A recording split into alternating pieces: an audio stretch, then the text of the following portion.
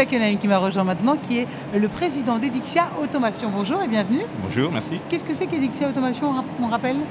Edixia Automation, c'est une société d'ingénierie qui travaille sur la vision artificielle et qui, dont le métier, c'est de développer des logiciels pour les associer avec des caméras et des lasers pour contrôler la qualité des produits dans les usines.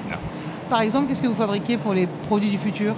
Les produits du futur, déjà on a les produits d'aujourd'hui sur le véhicule, où on travaille sur les matériaux du futur dans les avions, par exemple, les fibres de carbone, sur des grosses pièces, des petites pièces, ou des produits recyclés.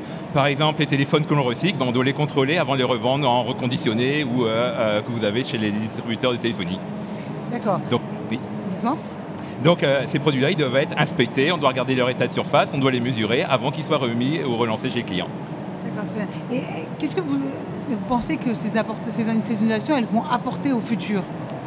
Alors, nous, finalement, on met des yeux au robot.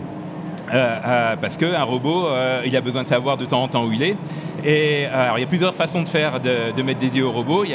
On peut faire des gros calculs, des gros logiciels, des modélisations, etc. Et nous, on travaille comme la nature. Et notre premier partenaire aujourd'hui, c'est la nature. Et on s'inspire du fonctionnement de l'œil humain pour que les robots fonctionnent de la même façon. Donc ça veut dire que quand on arrive à faire ça, au lieu de faire ça par des logiciels, on fait ça par de l'électronique et on arrive à avoir des robots qui sont autonomes, qui n'ont pas besoin de programmation, qui consomment beaucoup moins d'énergie et puis qui permettent de faire des choses aujourd'hui qu'on ne peut pas faire aujourd'hui pour assister les opérateurs, pour mieux réagir face à des situations compliquées, pour mettre un environnement en sécurité, pour réagir ou on est client, on est tous clients et pour l'industrie du futur, elle fabrique des pièces, ça change tout le temps. Donc nos robots demain, avec la vision, ils vont pouvoir reconnaître la nouvelle pièce, même s'ils l'ont jamais vue, et puis ils vont pouvoir la saisir, et puis la manipuler, et puis la fabriquer. Et remplacer l'homme? Alors remplacer l'homme dans l'industrie, il y a encore du temps avant qu'il soit remplacé, mais il y a des tas de tâches que fait aujourd'hui l'homme, c'est pas fait pour l'homme. Il y a des tâches aujourd'hui où l'homme doit travailler toute la journée les bras en l'air pour faire du vissage. Il y a des tâches très répétitives où en fait c'est plutôt l'homme qui fait du travail de robot que le robot qui travaille de l'homme.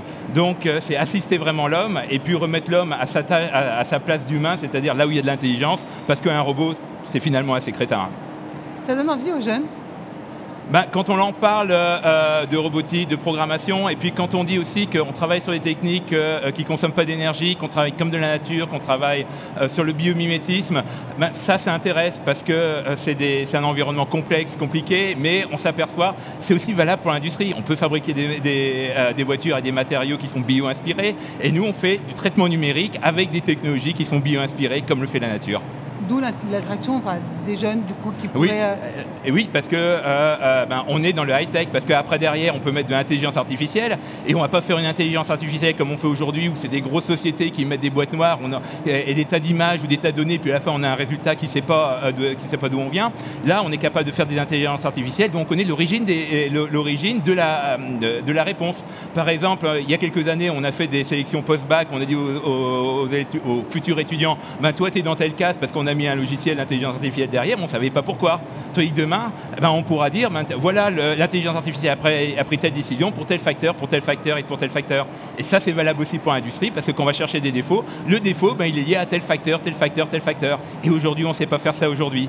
Et la nature, elle sait le faire. C'est la grosse différence. Mais s'inspirer de la nature, je comprends, mais remplacer la nature, c'est pas si simple. On la remplace pas. D'accord.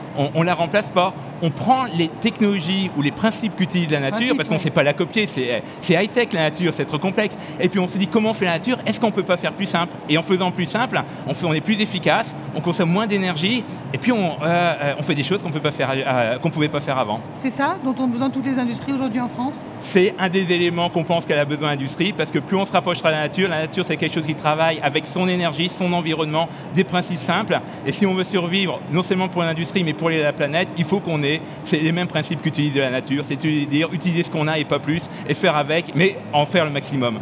Gilles Wakanem, merci beaucoup. Donc, je rappelle que vous êtes président d'Edixia Automation. En tout cas, vous êtes vraiment à la pointe de la technologie. Je vous remercie beaucoup. Merci beaucoup et très belle usine extraordinaire. Merci, au revoir.